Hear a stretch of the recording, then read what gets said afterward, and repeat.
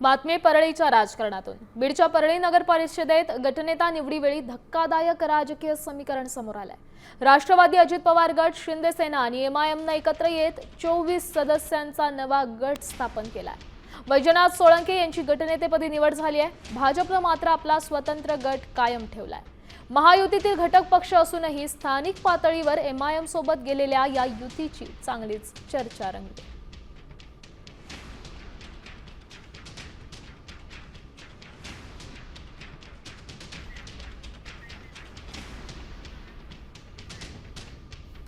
दरम्यान परळीतील या नव्या समीकरणावरून ठाकरे सेनेचे नेते अंबादास दानवेंनी शिंदे सेनेवर जोरदार टीका केली।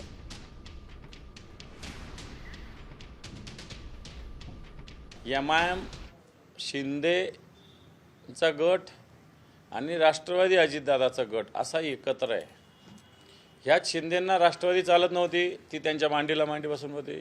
ह्या शिंदेंचे लोक एमआयएम विषयी किंवा मुसलमानांविषयी बोलतात, हे त्यांच्याबरोबर सोबत आलेले।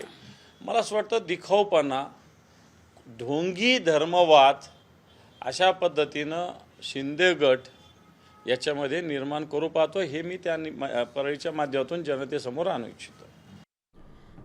दरम्यान परळी नगर परिषदेतील एमआयएम सोबतच्या युतीवर शिंदे सेनेचे मंत्री संजय शिरसाट यांनी काय उत्तर दिलंय पाहूयात।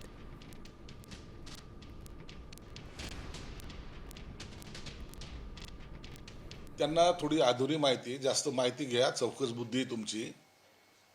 एमआयएमवर आमच्यासारखं कडवटपणे कोणीही बोलत नाही महाराष्ट्रात, तुमची सुद्धा हिंमत नाही। आणि म्हणून एमआयएम फमायम हे आम्हाला मताचे जोग्य मागायला तुम्ही जात आहेत।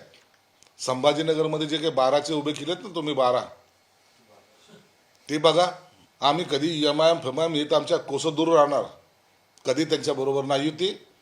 एवढं मात्र निश्चित, आम्ही एमआयएमला महाराष्ट्रातून हद्दपार करणार।